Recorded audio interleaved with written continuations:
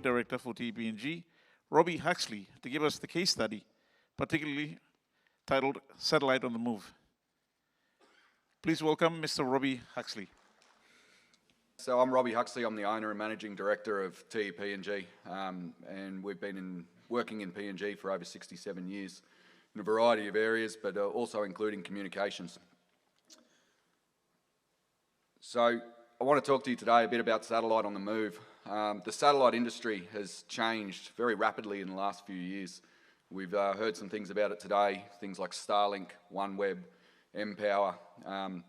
Even the older services, the Iridiums, the Inmarsats, they've had to grow and change in order to adapt to what's going on, to the ever-changing need we all have for data. That's been a big topic today. We all need data. I think, you know, every one of us is on WhatsApp or email, and we need it wherever we are. So with that, we've been working with a few different companies globally to find solutions that will work in PNG. One of the biggest issues we have here, as Paul said, you know, is connectivity isn't available in a lot of areas. We've also got a big maritime industry in this country, and of course 3G, 4G doesn't tend to work once you're out in the water. So previous technologies that companies used from Iridium, Inmarsat, they were very slow, they were very expensive. Often, 64 kilobits, 128 kilobits a second. You'd pay per kilobit to use it. So you maybe get an email with a special email program or a weather report, but there was no access to any sort of other communications. Maybe a very expensive phone call. Even the bigger vessels that did have satellite internet, you know, were hundreds of thousands of dollars worth of equipment, specialist surveyors to put it on board, and very expensive airtime plans. So about 2 years ago, the company Kymeta released this new terminal. It was the world's first electronically steerable VSAT antenna. So there's 0 moving parts in it. So previously, you have a big parabolic dish that's tracking the satellite constantly. This tracks the satellite at 128 times a second. It's amazing technology. You can bolt it on. You don't need to be specially qualified. Anybody can put one of these in a case and open it up, plug it into power, and within about 5 minutes have a satellite connection anywhere in the world. So we bought these into PNG. We worked closely with NICTA to get them all type approved, and we've got about 20 odd vessels currently are all around PNG using these, providing connectivity. So for the first time, these vessels are getting 5 megs bandwidth. They're able to do WhatsApp calls, video calls, full email. They can stream YouTube if they're allowed. But they've just got 24/7 connectivity. It's never happened before.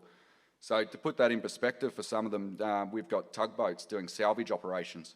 Now previously things would go wrong. They'd get a satellite call. We've got this issue. You know, how are we going to fix it? They're now live streaming what's going on the vessel so that the guys back here in the operations can make real-time decisions. That brings me to OneWeb. So this same terminal it was the world's first OneWeb terminal. And OneWeb has just launched in Australia last month. I was down there for that. And it should be available across the globe from early next year. So we're working closely with NICTA. We've actually received the first OneWeb hardware type approval for PNG.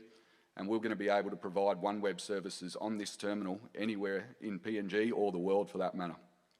The services are quite high speed, so up to 200 megabytes, very low latency, 70 odd milliseconds, so equivalent to a fibre cable.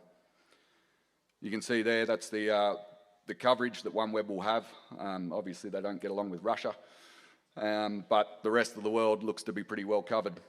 And a number of points of presence, so in Australia there you can see 3, so that's the landing sites that you'll connect into. OneWeb works like most satellite, but it's just low Earth orbit. So the difference is we've got a couple of hundred satellites in the air going around very fast, and the antenna has to be able to connect to whichever one it can see at the time, passes that data back down. It all connects back into the security data centres back down in Australia or wherever you are globally. And I know most of you have probably heard of Starlink. Starlink is a very similar style of service. However, OneWeb was built for the corporate, for the commercial market. The main things that would differ with OneWeb is the SLAs, the security. The 24/7 support, it's not designed as an end user system, it's designed for telecommunications backhaul, it's designed for large corporate, mining, government, that sort of operation. That there's the Chimera terminal again. So as you can see, it can come both in a case as well as, you know, be mounted, but it is the world's first OneWeb terminal, and we were pretty proud to have one up here in PNG. There's the coverage that we currently offer for all the vessels around PNG. So as you can see, it provides them the ability to travel straight into the Solomon Islands or complete some of the operations. Just recently we supported a vessel that had to travel down off Queensland to retrieve the helicopter that went down for the Defence Force a number of months ago. So they had connectivity all the way from PNG down there. As I said, so OneWeb is designed for backhaul, and a lot of what Paul was saying earlier is relevant to this. So we provide the major connection, right? This enables new SMEs to be able to come in and get low-cost, high-speed bandwidth with an SLA, with the reliability they need to operate their business and on-sell that to their customers.